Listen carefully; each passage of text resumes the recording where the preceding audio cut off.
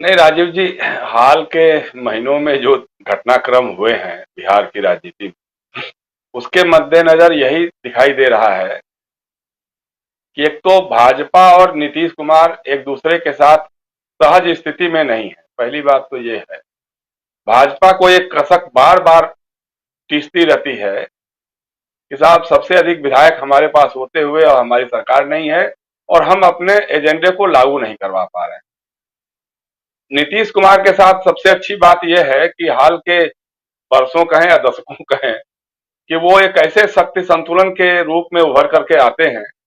ये पता नहीं, ये बिहार का अद्भुत जनादेश होता है कि न तो भाजपा अलग से कोई सरकार बना सकती है और न आरजेडी अपनी अलग से कोई सरकार बना सकती है, कांग्रेस मिला करके भी नहीं सरकार बना सकती है। नीतीश कुमार को लेना दोनों की मजबूरी है, या तो भाजपा के साथ जाएंगे तो सरकार चलेगी या आरजेडी के साथ जाएंगे तो सरकार चलेगी। भाजपा के अंदर बहुत कोशिशें हुई है, जैसे नित्यानंद राय हैं, गृह राज्य मंत्री हैं, उनको आगे ला करके जब भूपेंद्र यादव थे ये इसके प्रभारी थे बिहार के, तो उनके जरिए ऑपरेशन करने की कोशिश की गई कि आरजेडी में जितने कुछ यादव हैं या जनता दल यू में है सेंध लगाई जाए और दावा किया जाए कि सरकार हम बनाएंगे। और आप सारी चाल जो है नित्यानंद राय की इसी हिसाब से चल रही थी। लेकिन जब नीतीश कुमार को लगा तो उन्होंने साफ साफ भाजपा के लोगों से कह दिया कि ठीक है, आपको जो करना हो कर लीजिए, हम आपसे अलग हो सकते हैं। तो भाजपा भी बैकफुट पे लौट गई। अब उसके बाद जो है लगातार एक उनको दिया गया, झांसा दिया गया या प्रलोभन दिया गया कह सकते हैं, जो भी है, कि आपको उपराष्ट्रपति बना देंगे, आप केंद्र में चले आइए या कोई अच्छा मंत्रालय ले लीजिए और बिहार हमको सौंप दीजिए। लेकिन फिर बिहार की जनता दल यू के लोगों ने कह दिया साफ साफ कि साहब 2025 तक तो नीतीश कुमार हिलने वाले नहीं है, मुख्यमंत्री बने रहे। तो एकदम क्लियर कट फंडा था। अब यह है कि अभी राज्यसभा का चुनाव आ गया है।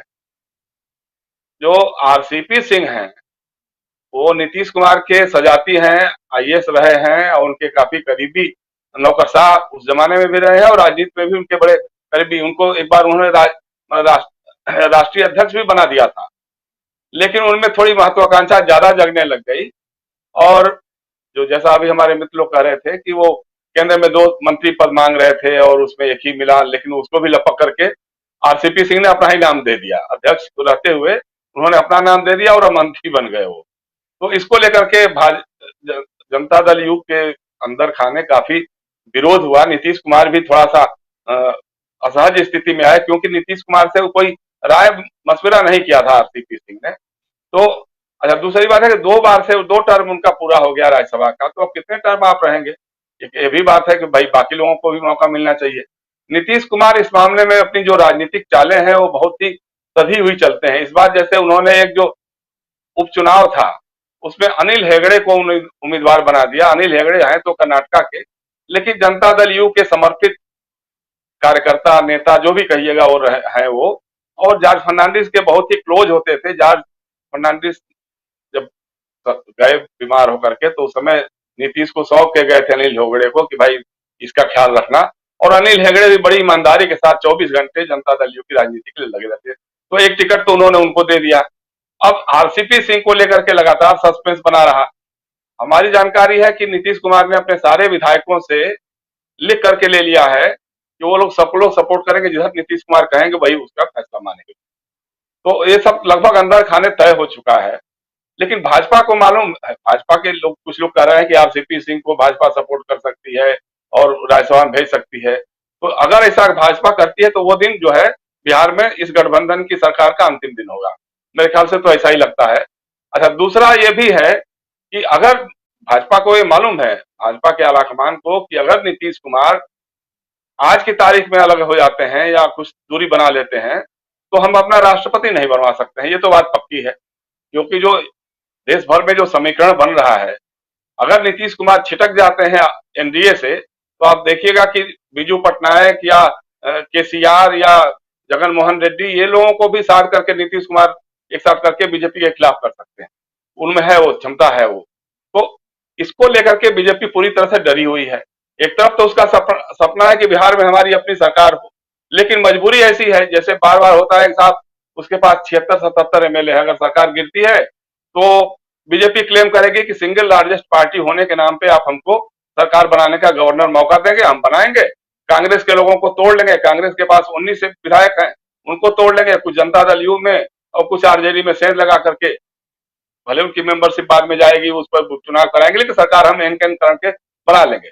लेकिन ऐसी स्थिति लगती नहीं है, इसीलिए शायद राजगीर जाने से पहले नीतीश कुमार ने अपने विधायकों को पटना में खास जगह पे बने रहने के लिए हिदायत देकर के वो वहां से गए हैं। तो कुल मिलाकर के सिनारियो यही बन रहा है। और दूसरा यह है कि नीतीश कुमार बहुत ही कूल माइंड से काम करने वाले राजनीतिक हैं और अपने हिसाब से अपनी जो एक उनकी छवि तो बिहार में बनी हुई है कि विकास का काम करते हैं या लॉ एंड ऑर्डर को ठीक करने में या महिलाओं को सशक्तिकरण में उनकी भूमिका रही है। लेकिन बीजेपी के लोग लगातार उनको असहज स्थिति में डालते रहे हैं। अब आप देखिए, कभी अजान का मामला उठा देता है बीजेपी का कोई एमएलए या कोई मिनिस्टर उठा देता है, कभी ये कॉमन सिविल कोड की बात हो जाती है कि साहब बिहार में भी कॉमन सिविल कोड लागू होना चाहिए, तो कभी कोई मंत्री बोल देता है कि साहब यूपी में जैसे आदित्यनाथ ने बुलडोजर चलाया है उसी तरह की बुलडोजर राजनीति बिहार में भी होनी चाहिए। तो इस तरह के लगातार जो बयान भी बीच बीच में आते रहते हैं, तो ये कहीं ना कहीं नीतीश कुमार को पिंच करते हैं। कम से कम नीतीश कुमार के अपने सेकुलर क्रेडेंशियल्स पे कोई संदेह नहीं कर सकता है। हालांकि वो कम्युनल पॉलिटिक्स के साथ ही जुड़े रहे हैं लगातार इधर के वर्षों में, लेकिन उनके अपने सेकुलर क्रेडेंशियल पे कोई खास ये नहीं कर सकता है। अब जैसे धनंजय समझा रहे थे, वो बात सही है कि बिहार का जो जातीय समीकरण है, नीतीश कुमार के साथ जो है कुर्मी और कोयली का बड़ा वर्ग तो रहता ही रहता है और बड़े पैमाने पे सवर्ण मतदाता भी रहते हैं।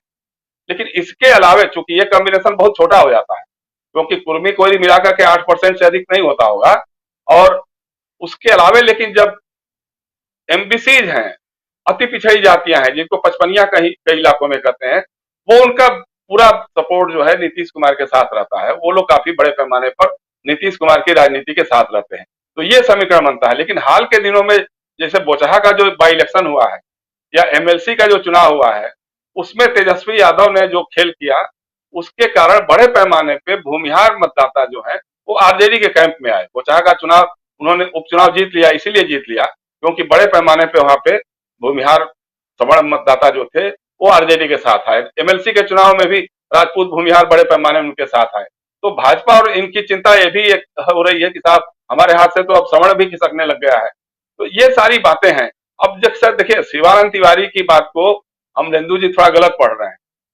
शिवानंद तिवारी ने यह कहा है कि लालू जी बात छोड़ दीजिए, निर्णय चूंकि अंदर खाने नीतीश कुमार और तेजस्वी यादव के बीच बातचीत हो चुकी, बल्कि हमको जो जानकारी है पता नहीं कब वो फॉर्मुलेट करेगी, ये नहीं मालूम, नहीं दावे के साथ नहीं कर सकता मैं, लेकिन लगभग सब कुछ तय हो चुका है कि जहां जरा सा भी कहीं प्रोवोकेशन पॉइंट मिलेगा, जैसे एक तो अभी आएगा ये जातिगत आधारित जनगणना की बात आएगी सर्वदलीय की। अब बीजेपी उसमें अपना आदमी भेजेगा कि नहीं भेजेगा, इसको लेकर के भी बड़ा चर्चा हो रही है। तो किसी एक पॉइंट पे अगर राज्यसभा के चुनाव में बीजेपी ने कुछ खुराफात करने की कोशिश की आरसीपी सिंह को आगे बढ़ाने की को लेकर के, तो मामला उलट जाएगा। और इसी तरह से मतलब एक तो ये भी हो रहा है कि नीतीश कुमार के सामने दो चीजें हैं, एक तो सत्ता में तो बने रहेंगे ही रहेंगे, मुख्यमंत्री भी रहेंगे, उनकी सरकार भी रहेगी, लेकिन 2024 में अल्टरनेटिव प्रधानमंत्री के रूप में भी उनको प्रोजेक्ट करने की बात बीच बीच में कभी कभी उठती रहती है। उसके लिए जैसे अभी देखिए, तेजस्वी यादव नीतीश कुमार से भी मिले हैं, राहुल गांधी से भी मिले हैं, और उसके बाद जो डेवलपमेंट सारे शुरू हुए हैं, और उसी बार लालू यादव का भी हुआ है कि लालू यादव साथ पटना जाएंगे। तो ऐसा कुछ नहीं है, लालू यादव ही रहेंगे, सरपरस्त रहेंगे, लेकिन फैसला करने की जो बात है शिवानंद जी ने वो लिखी है कि तेजस्वी को अधिकार दे दीजिए, काफी मेच्योर हो गए हैं वो, तो इसलिए वो बात हो सकती है। तो मुझे तो लग रहा है कि अंदर खाने कहीं ना कहीं कुछ पक रहा है, जो बाहर दिख रहा है उससे उलट कुछ और हो रहा है, अंदर कुछ और हो रहा है। अब सवाल है राजगीर से वो क्या ज्ञान लेकर के आते हैं। राजगीर के बगल में गया है जहाँ पे गौतम बुद्ध को बुद्धत्व प्राप्त हुआ था, तो वो सब तो बातें अलग हैं, लेकिन नीतीश कुमार बहुत ही कैलकुलेटेड राजनीतिक फैसले लेने वाले लोगों में से हैं, और वो उनके उनके साथ सबसे बड़ी पक्ष में उनकी बड़ी बात होती है, जो कोई भी कॉम्बिनेशन बने उसमें वो बीच में रहते हैं। उनके बिना इधर गए या बिना उधर गए कोई सरकार बनती है गिरती नहीं है। तो आज की तारीख में भी वही है। अगर वो आरजेडी के साथ चले जाते हैं तो आरजेडी और जनता दल यू और ये लेफ्ट के लोग मिलकर के सरकार बना लेंगे। अगर वो बीजेपी के साथ रहते हैं तो फिर अभी सरकार चल ही रही है। हालांकि इसमें थोड़ा सा डोलड्रम जरूर है, क्योंकि जो हाल के उपचुनाव में जिस तरह से जीते हैं आरजेडी के लोग, वो शक्ति संतुलन थोड़ा सा गड़बड़ाया हुआ है। तो उसको लेकर के भी लोग, क्योंकि जीतन राम मांझी जो हैं वो कब क्या कर बैठेंगे, उनके पास 4 विधायकों का समर्थन है। मुकेश सहनी के पास तो कोई विधायक नहीं है, अब तो हमको लगता है कि जुलाई के बाद वो एमएलसी भी नहीं रह जाएंगे, तो उनके साथ तो कुछ है नहीं। लेकिन मुकेश सहनी की ताकत राजनीतिक है, वो बोचहा में उन्होंने दिखा दिया। बोचहा में उनके उम्मीदवार को जितना वोट मिला वो भाजपा के उम्मीदवार की हार का बहुत बड़ा कारण माना जा रहा है।